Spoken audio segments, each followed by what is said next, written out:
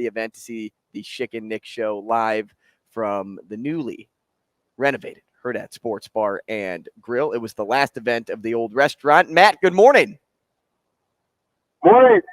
Andrew, great to catch up with you. It was a great night. I am back in Charlotte. I am on my way home. It was a quick turnaround, but it was well worth it. I forget that you don't live here. Matty, I'm dying. I don't even know if you've thought about this. Like, you endeared yourself. You're a Colorado guy, Colorado fan. Sometimes you draw the ire of Nebraskans. You can come, go, tell a few laughs, but it's all this. You're like this beloved figure. How'd that happen? Like this, is that like, did you draw this up? It's crazy because there aren't a lot of people that have done it your way with that history and still come out smelling like a rose.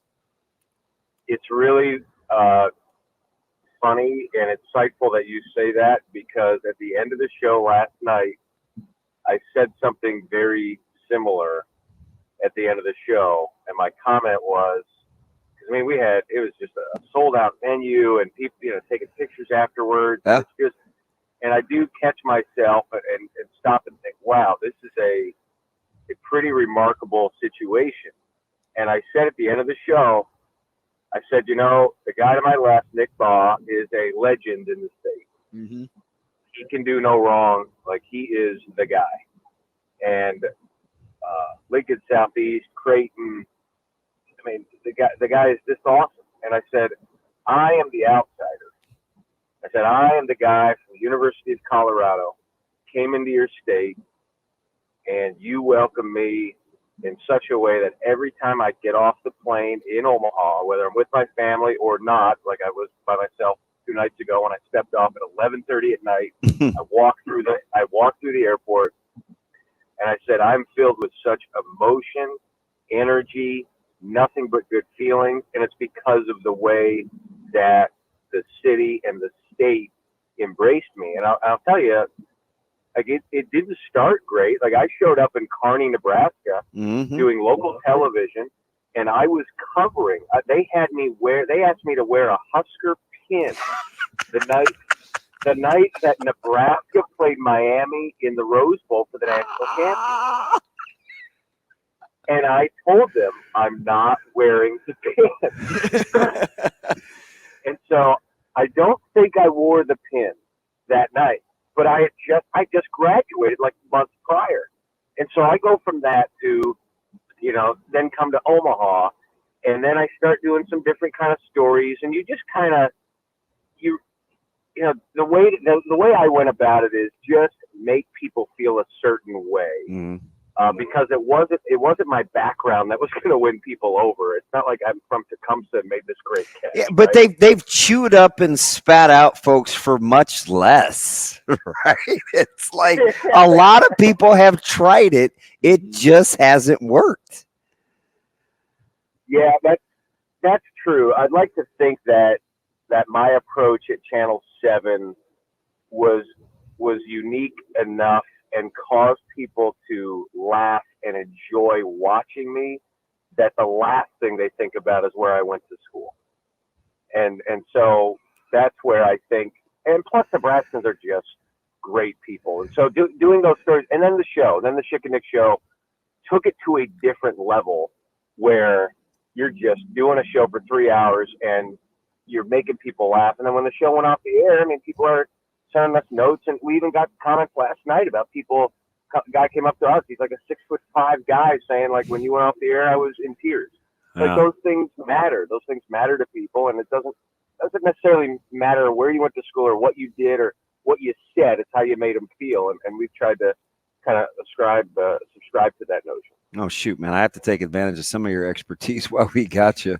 We were talking Michigan and Ann Arbor and all the distractions with one of the Michigan beat writers, and I was telling Andrew, I said it's almost like these guys are flying under the radar with a fantastic team, about as much as a top 5 team can fly under the radar. Mm-hmm. But I'm looking at Michigan up front. A couple of my buddies, one used to coach there. He said this is as good a depth along the D line as Michigan has had in the last 25 years, and I had to take a step back. Is Michigan that team under this coach? Yeah, they are right now. It's really incredible to see what happened. He has built this team the Michigan way. He's building it from the inside out. There aren't a lot of people that can name a receiver for Michigan right now. And that doesn't matter, right? I mean, Cornelius Johnson, you can go down the list and name a few if you cover the team and you cover the Big Ten. But this is a offensive line, defensive line, built, run game, Michigan, somewhat dynamic quarterback in J.J. McCarthy. Chris Jenkins along that defensive front is a freak and a guy that you're probably going to know a lot about during the season. This is a team that out of the top 3 or 4 teams, Damon, I mean, you know this, they're the only one with the returning starting quarterback. Yeah.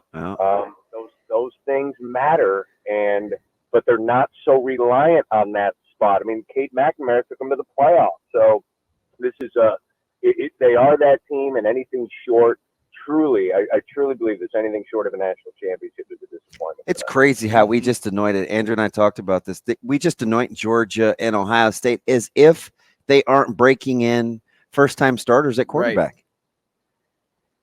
It's true, but at some point, just when you stack top 5 classes on top of each other, you get the benefit of the doubt. When you can have your third-string quarterback win you a national championship in Cardale Jones, all doubt is removed from your program. Yeah, good point. So I think that's kind of where they're at right now. But that whole quarterback situation is really interesting too. With Devin Brown, it's like, did Ryan Day look at last year and go, look, man, C.J. Stroud played lights out, and he was the most dynamic player on the field. He was the best player on the field, and we still came up short. I need someone close to that. I need someone with a ceiling, the highest ceiling that I can find at quarterback, and maybe that is Devin Brown, albeit inexperienced. We'll see. Now, Schick, a more impactful transfer at the quarterback position for what the offense wants to do, Tanner Mordecai or Cade McNamara this year? Well, most impactful transfer based on what they want to do is Tanner Mordecai. Mm-hmm. He has to play well for them to do well, even though they have Braylon Allen. But this is going to be such a culture shift, and Coach Longo and Stickle and what they're doing there. I was talking to a beat writer on Monday, actually, and I said, how different is this going to look? This is Jim Polzine, covers the team, and he's like, well, I've told my readers and people who listen to me to just be patient because it's going to be very different. It's going to be, he goes, they will take the field. He goes, we've seen some practices, and every time I've watched them, it's 4 receiver sets. It's 11 personnel. That's just the way it's going to be. And so get used to it. So Tanner Mordecai's got to do it. Cade McNamara we've seen quarterbacks of the past. This was a decent Iowa team last year that had a terrible quarterback. So Cade McNamara is just distribute, do your thing. You don't have to wear an S on your chest. Just don't screw it up, and this team will win 8 or 9 games, between 7 and 9 games this year at least. I hear the lousy music. The Big 12 is going to come out smelling like a rose after a lot of consternation, I think, especially as a basketball conference. If you have to take a flyer, Texas Tech, or TCU? I'm taking a flyer on Texas Tech. Me too, my man. Yep. Matt Schick, you just had to blow up his head some more today, huh? I like them. I think they're going to be sneaky. Yeah, no, I agree. They got the right head coach. They got the right culture. They beat Texas last year. Let's go. Schick, appreciate the time, man. Thanks, Matt. Appreciate it, fellas. 6-pack up next.